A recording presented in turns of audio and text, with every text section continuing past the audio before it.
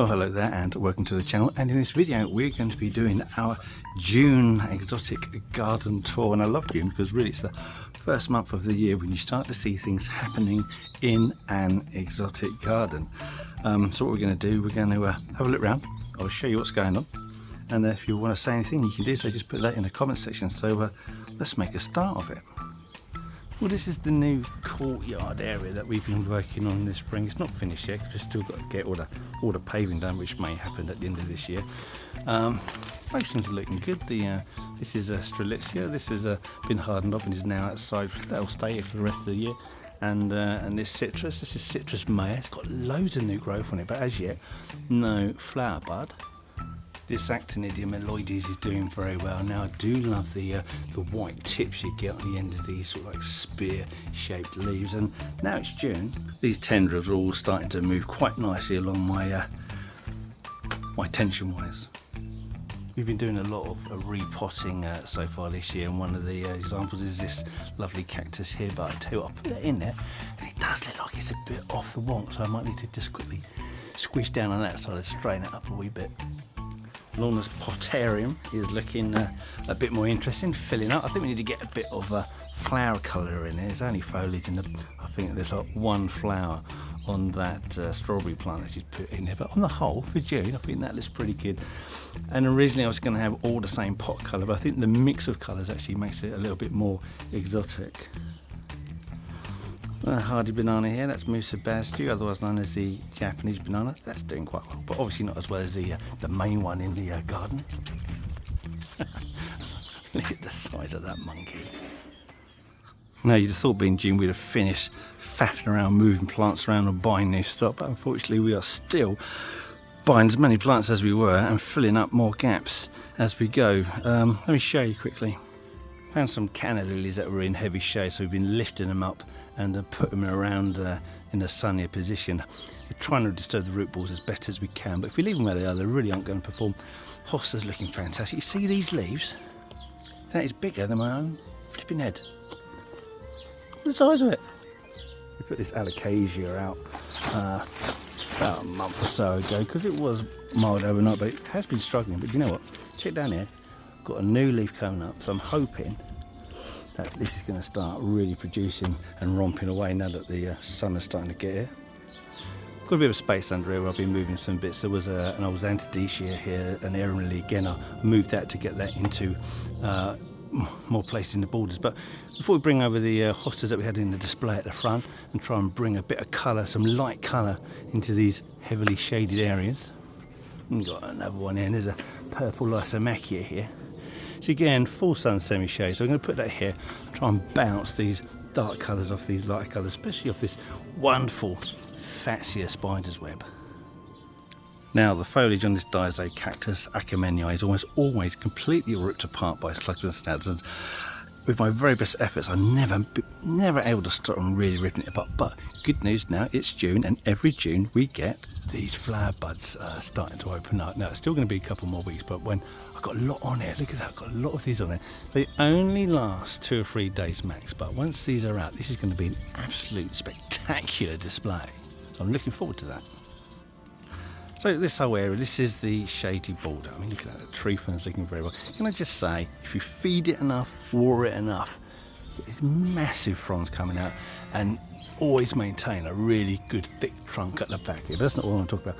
It's just difficult in these exotic shady borders to get colour, you know, whether that's flower or foliage. So we're still trying to find stuff that's interesting.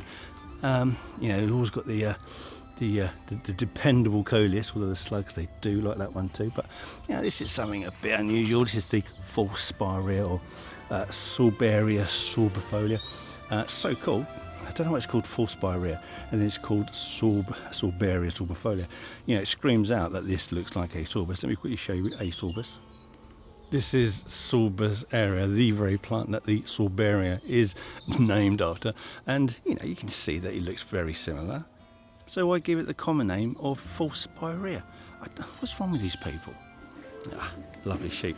Right, one of my issues that I have with exotic gardens is that they don't really start to come into any kind of colour effect really until June, July time. So we've been looking at other people's exotic gardens and trying to start bringing in plants that will bring that effect in far earlier. So we've been bringing in more euphorbias, especially the purple foliage types. We've been bringing in more early flowering plants like the ornamental alliums, and really just trying to fill it up with earlier and earlier interest as best as you can, which is why when we start looking through the beds now, there are still plenty of plants waiting to go into their place. This is an artichoke, which will give a lovely big plume of silvery foliage leaves. What else have we got in there? We've got a lovely ornamental grass here that will put out some red stems. We've got a persicaria. This one, can you see that?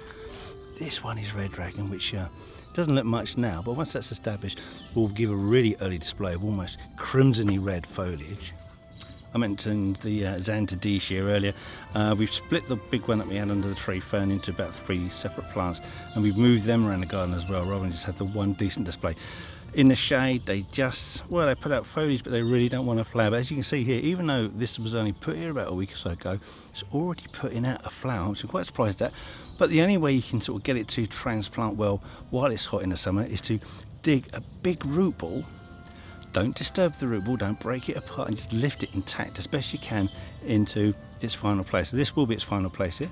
Look at that, that's a Northern Eye red hot poker, so I'm looking forward to that. That's a late flowering, really big flowering red hot poker though. Knife faith is absolutely brilliant, because the coalescence, which is the one that we had earlier on in the year, that's finished now, and that won't do anything until next spring. So we've got Northern Eye here, and we've got Rupee Eye over there to give some late summer flower. But really both those plants are good. Oh look, there's one of those dark leaf euphorbias that, you know, give a little bit of effect first thing in the early spring. I want to call salvias. You know, we've really pleased with these red salvias. I've taken more cuttings of these, so we get some more of these red salvias in the garden next spring.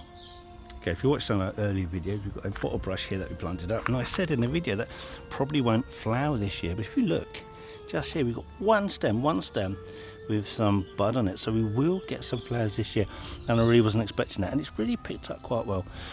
Just another one of those purple cannas that we've lifted earlier, so that'll bring a good bit of contrast in front of this agave, which is finally, now the warm weather's turned up, it's starting to pick up, and hopefully we'll get, oh look, new leaves are going to break open soon.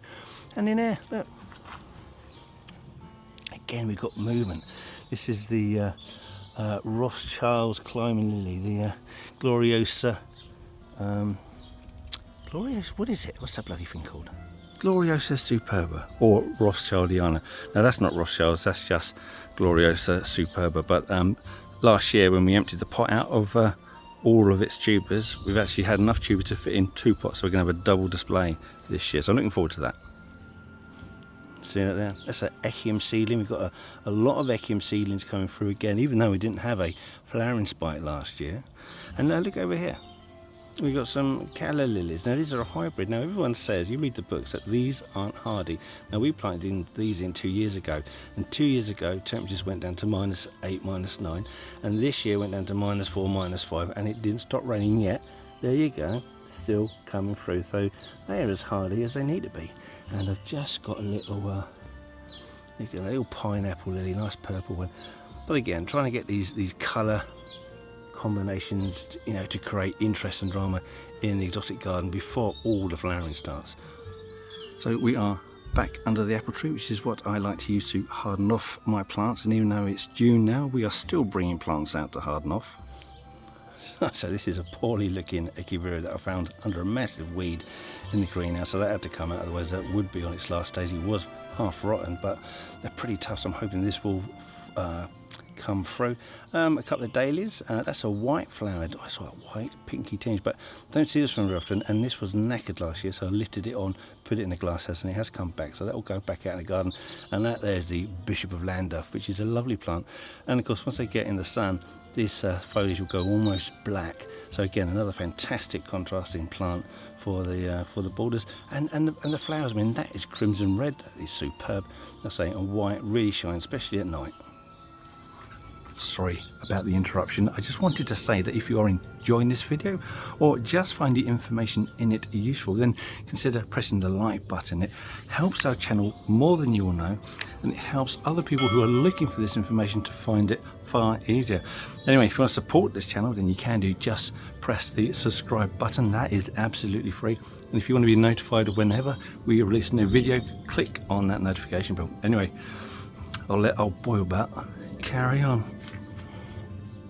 And there's been a lot of changes in this wide border. Ignore those tomato plants because I'm not going to include those. But we brought over the lobelia tuber. This is a fantastic plant that again got overcrowded. Had to move it. They don't like being moved, but the root ball stayed intact. It should settle in, so I'm hoping for good things with this year. You've got another persicaria again to bring some dark colour, bounce it off this zebra miscanthus.